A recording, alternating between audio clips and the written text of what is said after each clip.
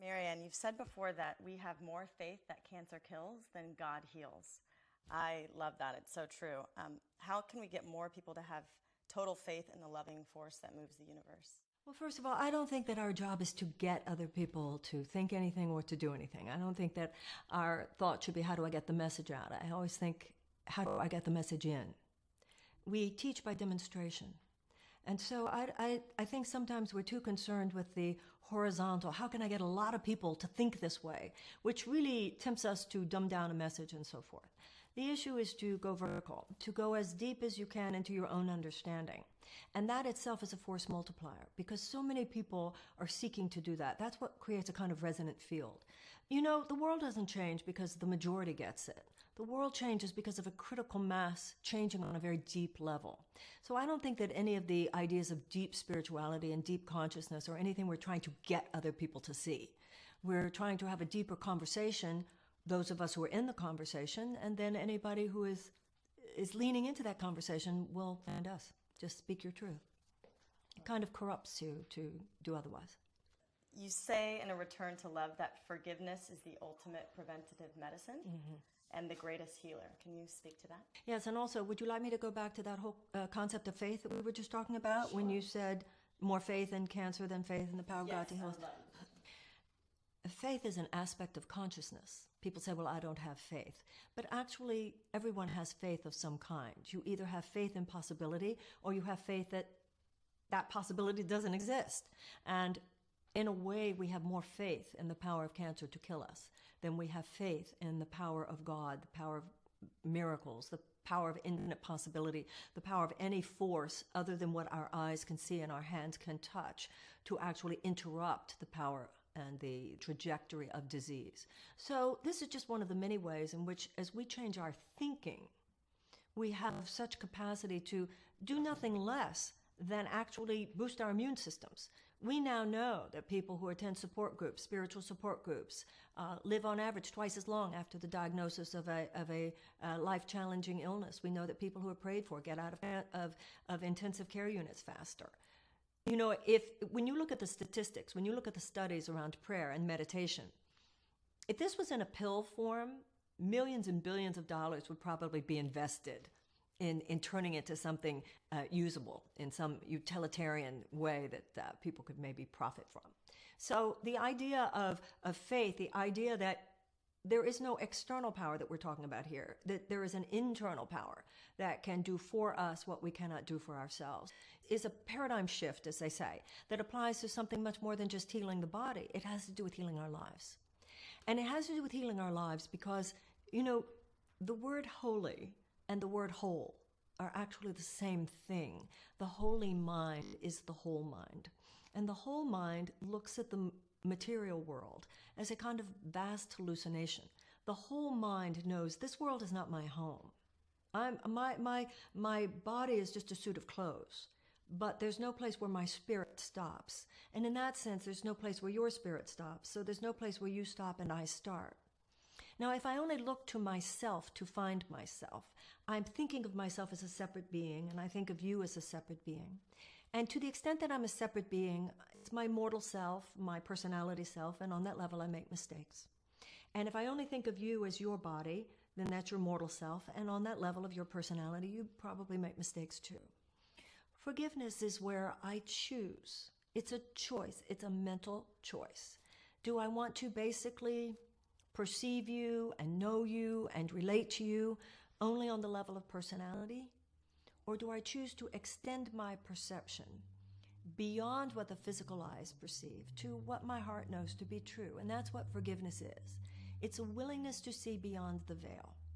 Now, how does that apply to physical healing? And how is that a preventative? When I'm doing that, I'm my whole self. And in the totality of myself, which is a space of love, miracles occur naturally. You know, this is not odd. You have an egg and a sperm and they come together. And then these cells start emerging. These cells start dividing. And they start collaborating and they turn into brains and bones and eyeballs and fingers and toes and hearts and livers. There is a natural intelligence that leads that those cells from the embryo to the baby. There's a natural intelligence that leads the acorn into an oak tree. There's a natural intelligence that keeps the planets revolving around the sun. The idea here is that that same natural intelligence, which turned you when you were an embryo into a baby, that same natural intelligence which continues to work in your body, right at this moment, your lungs are breathing and your heart is beating. Over millions and millions of years, we would not have been able to evolve as a species, and this actually applies psychologically and emotionally as well as physically. We would not have been able to evolve without having a mechanism which allows us to take a hit. And that's what disease is. That's what injury is. You took a hit. But the immune system is the way the body corrects. Now, this is a metaphysical principle. It doesn't just apply to the body. It's the idea that the intelligence of nature is both self-organizing and self-correcting. So in the body, when the body has taken a hit, the immune system already exists. But when we are not in our whole mind, we're not allowing that natural intelligence of nature to move through us. And when I go through my life without allowing love to flood my consciousness, not that any of us are enlightened masters and do this all the time, but as a general state of being, when I'm coming from a perspective that my day is devoted to love, I seek to blast everybody with love before you go into the room, to just know that your only purpose in a situation is to bless people, your natural intelligence is operative. And that's what a miracle is. A miracle is a shift from fear to love. And every thought affects the body as well as every other aspect of our lives. So when I'm attacking you on a level of consciousness, because there is no separation between us, if I'm attacking you, I'm attacking myself. If I'm withholding compassion from you, I'm withholding compassion from myself. And that affects my body. Every thought we think affects your body as well as your mind. So you seek to forgive, you seek to have greater compassion as an act of self-interest. And it is part of it's spiritual medicine. That's why the whole integrative approach to healing, it's the body and the mind and the spirit. That the mind literally affects the functioning of the immune system and has to do with keeping us healthy to begin with. So to go on that, you say in A Return to Love that it is not the body that gets sick, but the mind. Does all disease start in the mind? Or? Well, it's not just that disease starts in the mind. It's that everything starts in the mind. The idea metaphysically is that all that the world is, it's not just your body. The entire world is just a reflection of our consciousness. But we want to be careful, of course, here. Because the ego mind, which manufactures that drama, can also use that truth, can use that principle to blame the victim or make someone feel, well, if I got sick, then I did something wrong. And we want to stay away from that because it's simply not true. Does human consciousness manufacture disease? Absolutely. But when you look at so many of the cancers, for instance, we absolutely know. This is not some mystery. We know where a lot of these come from. They have to do with chemicals in the food. They have to do with chemicals in the air. They have to do with chemicals in the earth. So did human consciousness create this? Absolutely. But not necessarily the consciousness of the person who contracted the disease. There's so much today, both that is wrong with the world as well as the salvation of our species, has to do with collective thought forms. We are literally all in this together. And so the toxicity that fills our culture, that does attack our bodies, that does make us sick, is something that all of us either contribute to or the healing of which we contribute to every moment of our lives. And this consciousness is, you're talking about the greed that drives, chemicals in the food. Yes. Pollution. Well, if you are truly treating the earth with reverence, would you frack? If you are truly treating the earth with reverence, would you allow the level of pollution and contaminants that we allow? If you were really thinking about your children with reverence and holy responsibility to a future generation, would you allow some of the things that we allow? If you were truly thinking of the disadvantaged among us, would you allow some of the things to occur in terms of pollution and so forth, and a degradation of the environment more in disadvantaged neighborhoods and parts of the world than anywhere else?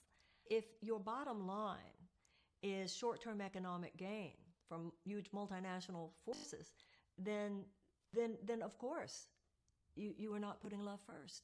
And this is something that is that we know. This is what righteousness is in an individual life. So just individual enlightenment is not enough right now, because nations have karma, groups have karma. All the karma is cause and effect. If the entire society is allowing, because we're idolaters, whores, whatever you want to call it, and we're so willing to allow economic forces to prevail rather than real humanitarian principles and love of the earth and love of each other and love of our children, then you get what we're getting. The love that will save the world is love that includes love for the children on the other side of town and love for the children on the other side of the earth. And we're also living at a time where if it's a public issue, it will get to your door. So you might think, oh, I don't want anything to do with politics because it's so toxic or whatever. Well, good luck with that green juice, because those GMOs or whatever, chemicals, etc. So if we all really want to heal, we can't just think in terms of healing our bodies when you have an entirely sick society. But the conversation around spiritual growth now needs to evolve beyond just the individual. Any parent knows that there's a time when you simply say, that will not be happening in this house. And sometimes you don't even know what you would do if they challenge you at that point, but the look on your face is so serious, they're not going to challenge you. We need to get that way. And I think women need to lead that charge. That will not happen. Because we need to evolve beyond just love of my children, or love of your children, or love of the children who look like me, or of my nationality. A long time ago, not that long ago, but it was in earlier times, people would have trouble with their children, let's say with their teenagers, and they would go to a therapist and say, fix my kid. And quite a while ago, it became part of mainstream understanding that you cannot understand the child outside the context of the family system. And now we're coming to understand you can't understand any of us outside this system, this economic and social and cultural context that we all dwell within. And that's why I think there's a real hearkening to the idea that how healed can any of us be individually if we continue to spew, not only physically, not only chemically, but also attitudinally, such very, very toxic things as a culture.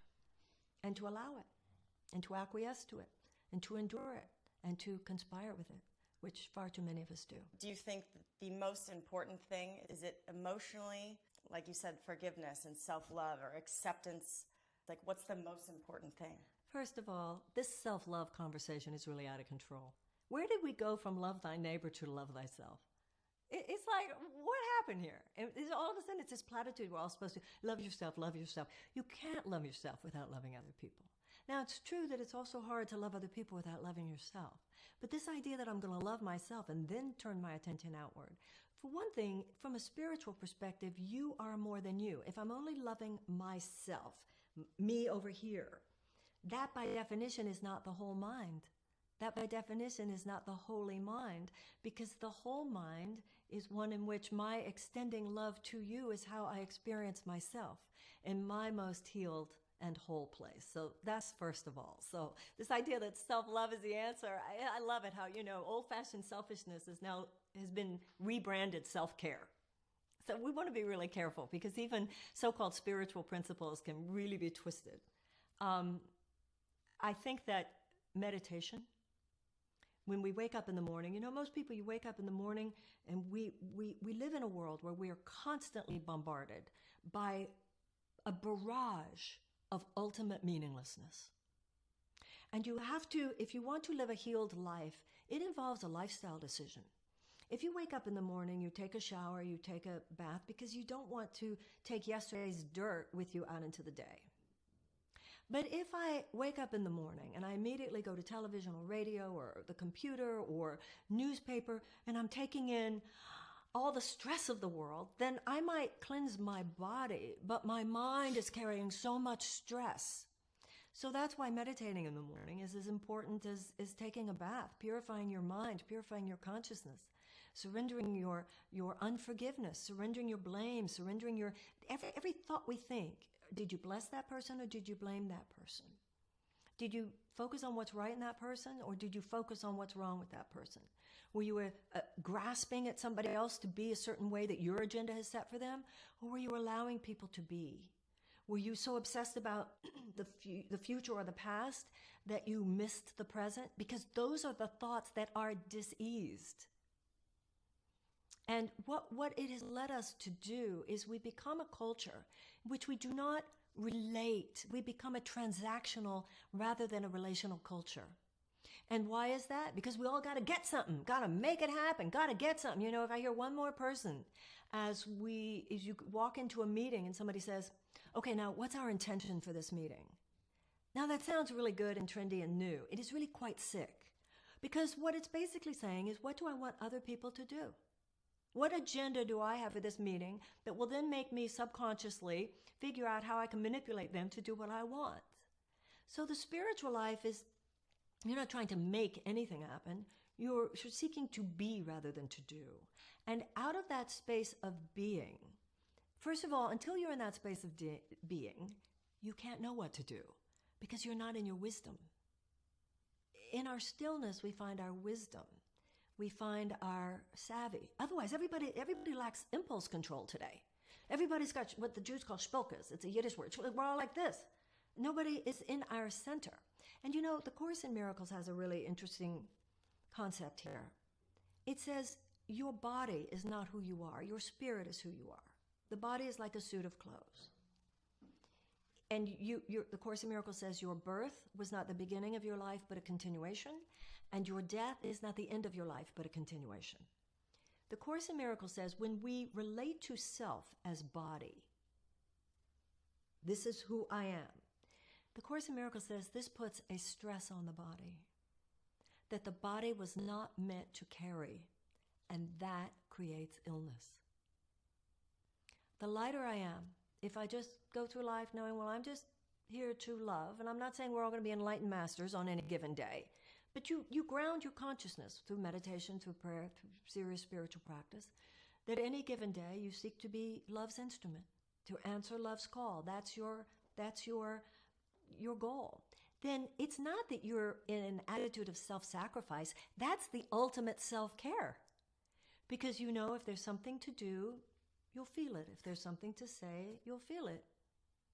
And if you're really that space of being, everybody who would best collaborate with you, just like the cells collaborate with other cells.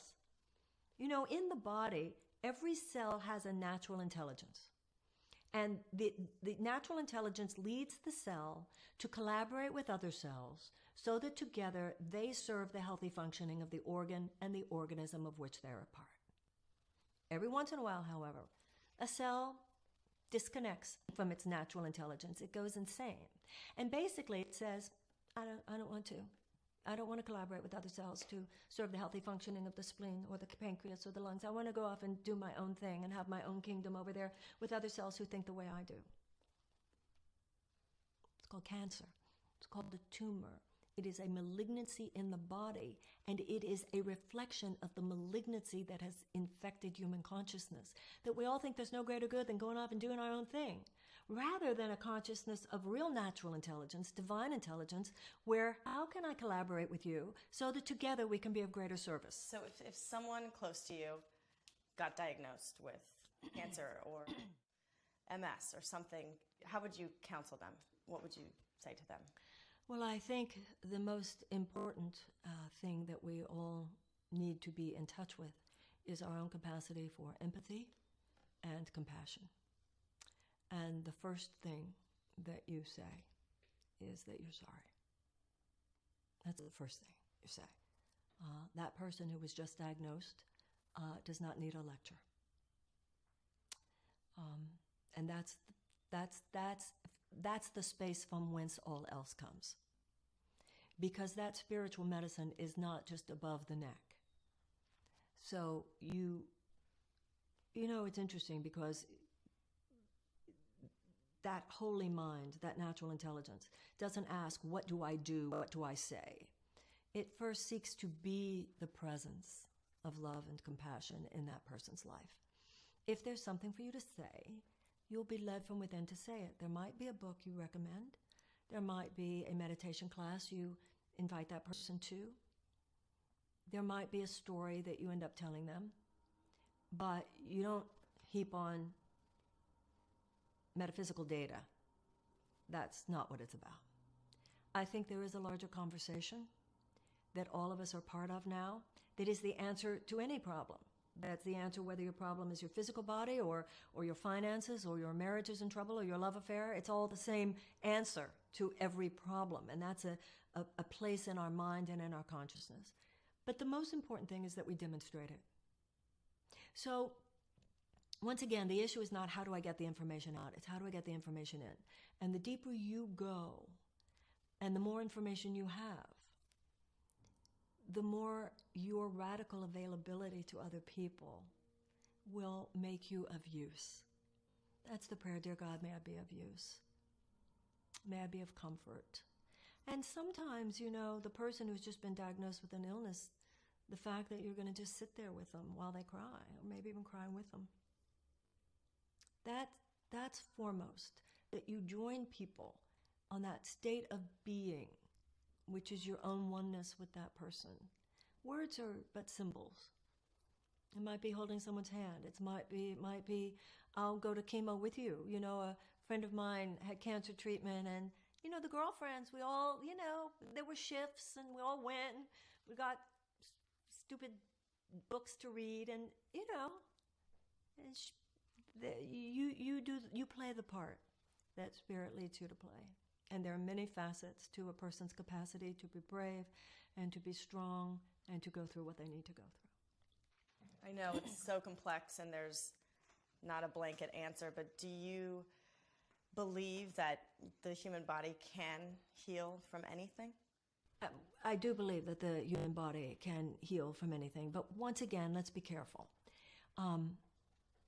Great saints have died of cancer. We don't want to breed this idea that if only you use your consciousness correctly, you will heal physically.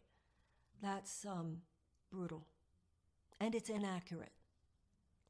Because once you see the body as a suit of clothes, in the Course in Miracles it says, you will stay in this body for as long a period of time as that's of greater use to the journey of your soul. Death is not failure. The Course in Miracles says one day you will realize death is not the punishment, death is the reward. So I think that part of our healing is a radical transformation in our thinking about death. And it's interesting because accepting death is not accepting that you won't heal. People say, no, you have to be angry. Anger does not serve. We used to, because anger does not serve because anger blocks the miracle. Miracles occur as expressions of love. So, people used to do these meditations and visualizations where you pow, pow, pow, you're shooting the cancer cell. And I think angels, an angel putting its arms around the cancer cell. Think of the dis-ease as a cry. It's a cry within you. Help me, love me. It's an aspect of self. So if you're just hating the disease, you're hating something inside you, and this puts people in a terrible place. Now, in that deathless consciousness, in that deathless place where we have more of acceptance of it, that is a more healed consciousness. So we actually do better in any situation in life. Any situation, you go, okay, what's the worst that could happen? And go there and how can I be with that without fear? And then because you're without fear, it actually helps you get to that place that does not happen. And we have too much tension around trying to physically survive. We're a planet, even if we physically survive, are we spiritually surviving? And the fact that we're not spiritually thriving is why we're killing ourselves. And I don't mean by that individual suicide. I mean the way we're treating the planet. And you touched on this already, but maybe we can touch on it more. The Course says that Jesus healed others through a correction in perception. I love using him as a historical example of someone who is trying to teach us that we can all do the same thing. So can you speak on that a little bit? miracles arise from conviction. So when Jesus looked at the leper, his mind had been healed of the illusion, which is to say he transcended mere perception of the physical body. And he had developed what you could call the vision of the Holy Spirit, you could call the third eye, you could call the Buddha mind. There's so many names we can give to this. But when he looked at a person, and this is what forgiveness actually is, when he looked at a person, he saw through the veil of illusion. He looked past the body. Now, the whole metaphysical notion, this is what you see in Christian Science, which is Christian Science is fantastic because it takes the same metaphysics as books like The Course in Miracles and applies it very specifically and in a very focused, powerful way to the healing of the physical body. And the notion there is spirit is real, matter is not. So Buddha said it's all an illusion. The Course in Miracles says it's all an illusion. This whole physical, three-dimensional reality posing as ultimate reality. And Einstein said it. So your physical body can have leprosy, but your spirit cannot have leprosy. Your spirit is perfect. Your spirit is eternal. It cannot get sick and it cannot die. So when Jesus looked at the leper, he looked past the level of the physical body to the person inside. Jesus did not stop his perception. He did not limit his perception to the level of leprosy. He looked through. So he didn't really believe in leprosy. Jesus is one whose mind has been healed of the illusion, like Buddha and others. So when he looked at the leper, he didn't see leprosy. He didn't believe in leprosy. And he was so convinced and he was so convicted that in his presence, the leper couldn't believe in it either. So as soon as the leper could no longer believe in it, had a moment where he saw through that illusion himself, he was healed. So the miracle worker is someone who is the presence of the alternative. That our job in any situation is to accept that correction of our perception, that atonement for ourselves. Now, most of us we're not on the level of Jesus or whomever, but the very fact that we can get to that place, to whatever extent we can. In the Course in Miracles, it says, you can go to the highest level of thinking of which the ego is capable, and God himself will lift you the rest of the way. You know, I had a situation in my life where I had a sore throat, and I had to give a lecture the next day. And this was before the days of cell phones. Ancient times. And I had to meet a friend. I was meeting a girlfriend at a restaurant. And I was very upset about my sore throat. And I had moved to Los Angeles not long before from Houston. And there was a particular kind of penicillin that I used to take, erythromycin or something like that, that I knew would help me when I had that particular kind of problem. So I didn't want to go to meet my girlfriend because I wasn't feeling well, but there were no cell phones. So I went and I sat at the bar waiting for her. On my way there, I thought to myself, why am I sick? Why am I sick? What did I do wrong? What did I do wrong? Where was my consciousness needing to be corrected? And it had occurred to me that I had been rear-ended in my car 3 times in a row. And I was actually fine. But I was kind of getting off on all the people saying, are you okay? Are you okay? And it felt kind of good. So I kind of bought into the illusion enough to accept the compassion, to accept, oh yeah, I'm okay. But I was fine, okay? So I thought, okay, I get it. God, I get it. I get that I bought into the illusion. So I don't have to have this symptom of sickness anymore. So it's a red light, and I'm going to close my eyes, and I'm going to open my eyes, and it's all going to be gone. And I close my eyes, and I open my eyes, and my throat still hurt. So I'm really bummed. I go to the restaurant. I'm to meet my girlfriend. She wasn't there yet. I'm sitting at a bar. And there's this man at the other end of the bar. And he looks at me really flirtatiously. And I'm like, ugh, so not my type. I'm not interested. Stop leering at me is my thought. Then I remind myself, miracles are the answer to everything. Miracles can only come from love. So don't think that your holding love at bay in relation to that person has nothing to do with your throat. You with me? So I'm reminded, okay, he's my loving brother in God, right? So I kind of smile and I open my heart. In that moment, he saw that I tried to order a hot toddy from the bartender. So the man on the other side, who picked up the energy that I opened my heart, said, "What are you ordering?" I said, "It's a hot toddy." He said, "That's not a hot toddy. Why do you want a hot toddy anyway?" I said, "I have a sore throat, and I had a sore throat." So he said, "Well, if you have a sore throat, you need a medicine." "I know. I need this stuff called erythromycin, but I just got here from Houston, and I don't have a doctor here, so I don't know how to get any." He walks over to me. He puts his credit card down to the bartender. He says, I'll pay for her hot toddy. Come with me. I'll get you your medicine." So what are you talking about? He said, there's a drugstore right next door, and I can prescribe that medicine for you. And I look at his credit card. Sure enough, there is a drugstore right next door. We walk over to the drugstore. Now, this medicine, remember, which has healed me before, so I have this thought that medicine will heal me. He walks over to this drugstore with me, and he prescribes the exact penicillin, erythromycin, whatever it was, that I know knocks this out. We come out of the drugstore, and I'm beside myself, and I'm going, "You don't understand.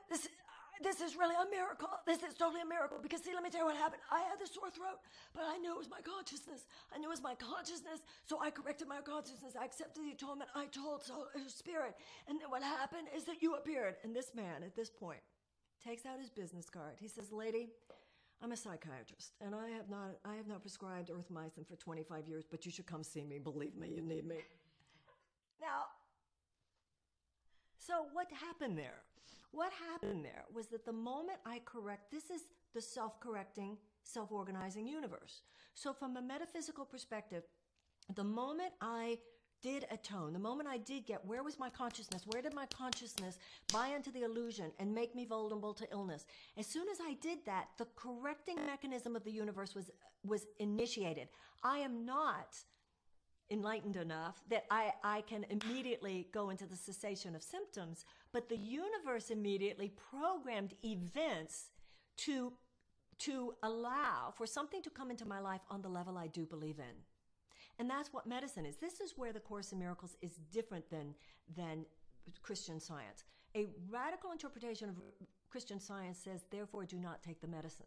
The Course in Miracles says, no, the medicine is in the illusion, but that's where you dwell, and spirit enters on the level of your belief system. So you take the medicine, you do that's what integrative is. It's the body and the mind and the spirit, but it's all emanating from the spirit. So I love that story, because that story was, when he said to me, "Lady, I haven't prescribed penicillin in 25 years, but believe me, you need me." I thought that was great. I love that story too. I read that story. It's amazing. So I'm so glad you got to share it. I think just one more question, maybe, just like, what is your takeaway message? When I think of healing, I don't think in terms of healing the physical body specifically. The Course in Miracles talks about how you think you have many different problems, but you really only have one. And that is your separation from God, your separation from the divine. You know, sometimes people will say, "I have this problem. Can you give me the principle that fixes this? I have that problem. Can you give me the principle that fixes that?" No. It's one problem, and it's one answer. I was reading recently about the burning bush and Moses encountering the burning bush. And the whole thing with the burning bush was that normally, if a bush is burning, it would burn up. But the burning bush continually burned. And the spiritual reflection on that is that it was not one event. The burning bush was not one moment, one event where God talked to Moses. It was Moses visiting that level of consciousness wherein the message was given. So that which heals one area of life heals every area of life. And that is why I think no matter what the problem in our lives, a deep meditation practice, a deep forgiveness practice, seeing the purpose of our lives as forgiveness, a deep devotion to love, whatever, the great religious systems, the great spiritual systems there's one truth with a capital T, and they're all just different wordings. They're different expressions. They're like kaleidoscopes. That's what all the great religious and spiritual philosophies are. It's like a kaleidoscope. They're all facets of the same diamond. And I think people are already coming to understand. You've got three categories. One is people who are listening to us right now, and nodding and going, yep, and I'm already working on it. And some people are going, she's probably right, and I know what my path is, but I haven't been doing it. And then other people going, I'd be open, but I have no clue where to go or what to do. You ask in your heart, and books will just fall at your feet. The same force that led you to watch this to begin with. So I think we can't just say, dear God, heal my cancer, or dear God, heal my diabetes. It's, dear God, heal my life. Dear God, heal my heart. And healing, and I think I know many people who have contracted very serious, even life-challenging illnesses, have come to feel, even in instances where their bodies did not heal, that other parts of them did heal. And they found, in some cases, love and joy and happiness beyond what they had known before.